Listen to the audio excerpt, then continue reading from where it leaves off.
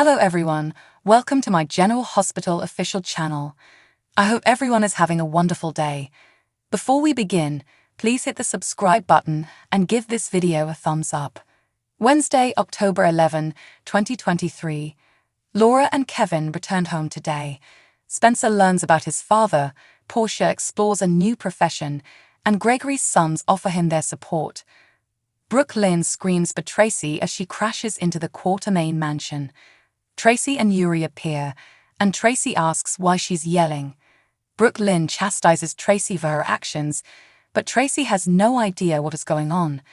Brooke Lynn requests a time alone with her grandmother before lashing out at her for telling Chase about his father.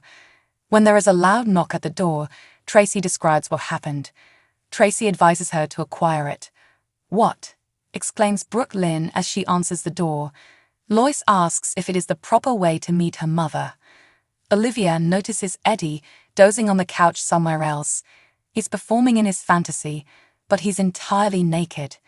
He notices Olivia among the crowd, but is startled when he notices Lois with her just as she turns around to face him. Olivia apologizes for waking him up, but he responds, "You were in my dream." He tells her about his dream, which he's experienced several times, and he can't place another woman in the crowd with her. Olivia proposes that Eddie speak with someone like Kevin, who specializes in dreams and suppressed memories. Eddie remembers Kevin from the hospital and doubts he can help him, but Olivia suggests he talk to Kevin if he wants to get to the bottom of this. Brooke Lynn and Lois embrace in the foyer when Lois notices Tracy. Tracy inquires as to what they owe this hoped-for brief stay. Lois says she read about Brooke Lynn's firing and can't believe her daughter was fired. Brooke Lynn explains that she earned it. She glances at Tracy as she informs her mother that she was duped into doing corporate espionage.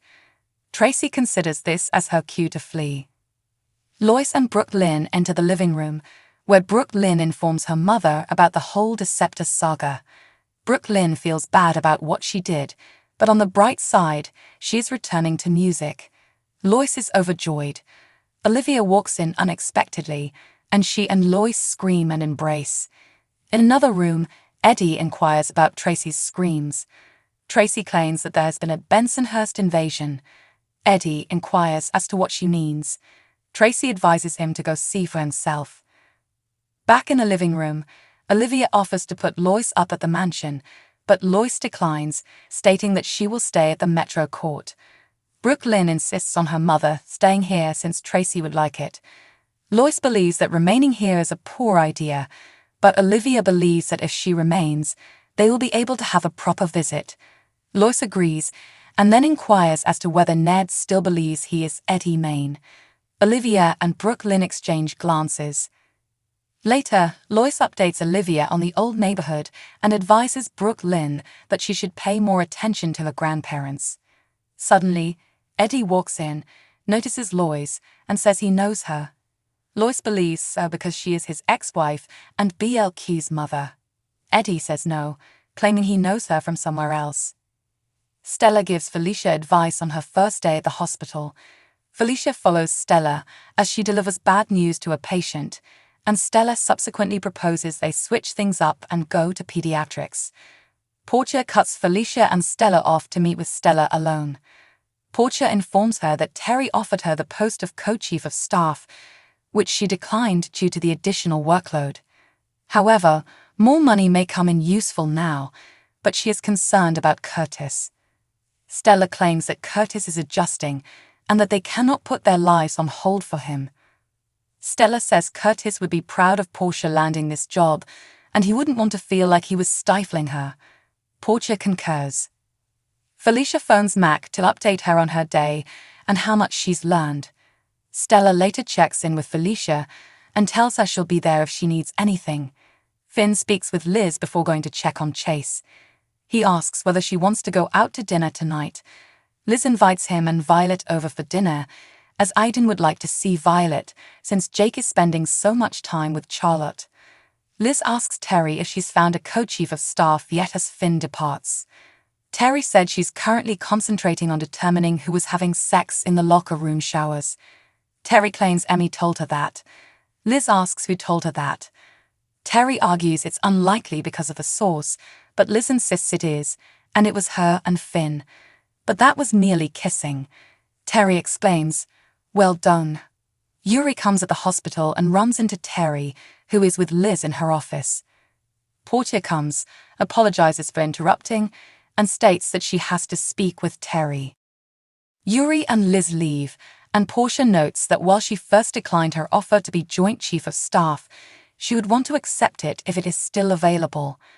Terry informs her she can start on Monday, and they both shake their heads. In the hallway, Yuri recommends to Liz that she and Finn, as well as he and Terry, go on another double date. She says she'll get back to you. Yuri goes, having a new job to start and needing to inform his old supervisor. Spencer drops Trina off at her parents' house, and she thanks him for an unforgettable weekend. They are both sad to see the weekend come to a close, which they both agree was ideal. Trina goes inside by herself, and Curtis is eager to hear about her adventure. She exclaims that it was fantastic. Trina tells him about Broadway, museums, and all of their shopping. She bought a few basketball team hats for Curtis, knowing he enjoys the sport, but not which teams. Curtis says he enjoys the game despite his inability to participate. Trina takes his hand in hers. Trina explains that she feels awful for being so joyful given what he's going through. Curtis doesn't want to feel like he's bringing her or anybody else down, and seeing her live her life makes him happy. Marshall appears and inquires about the Cassadine boys' treatment of Trina. Trina thinks the trip was fantastic, and Marshall notices her new jewelry. She claims it's a Spencer gift. Curtis then discovers the caps and offers to share them with his father. Trina leaves for her dorm, and Marshall questions Curtis about his belief that the Cassadine lad is suitable for Trina. Curtis claims he has no control over who his daughter sees or what she does. Marshall shifts the conversation to whether or not there has been any progress in determining who shot him. Curtis claims to have heard nothing. When he was a cop, his greatest worry was being hurt in the line of duty. However, now that it has occurred as a civilian. When Kevin and Laura arrive home, Ace is seated alone on the floor, playing. Esme finally emerges and is overjoyed to see them. She confesses that Ace has been teething and that she hasn't gotten much sleep. Laura inquires about Spencer's whereabouts. Laura sits with Ace after learning that Spencer had left town with Trina. Esme does laundry while Kevin transports their belongings upstairs. As Laura wonders where Spencer is, Spencer returns home to find two of his favorite people on the sofa. Spencer hugs Ace and tells him how much he misses him, and he tells his grandmother how much he misses her and is relieved she is back. Esme appears and grins when she discovers Spencer has returned. Spencer tells Kevin about his amazing weekend as Kevin joins them. He claims Esme was preoccupied with Ace, but she claims they had some nice mother-son bonding time. Laura believes Ace is exhausted, so Esme agrees to put him down. Spencer proposes that they do it jointly. Laura tells Kevin that she is relieved at how well Esme and Spencer are getting along. Kevin is concerned about Esme, who has no friends or a life outside of Ace and her profession, and this is going to produce problems at some point. When Esme and Spencer return, Spencer wonders why they came back and whether they have given up looking for his father. Laura explains that his father has been seen withdrawing money from banks in Geneva. Nicholas was not seen, but he is still alive. When Ace tears, Esme leaves, and Kevin leaves to catch up with his patients and gives Spencer and Laura some alone time. Spencer goes on to explain, "So my father left us again and doesn't want to come back." Laura hopes he will return to them, while Spencer wishes he would just leave. He is, nevertheless, relieved that his grandmother has returned home. He rushes to check on Ace after they embrace.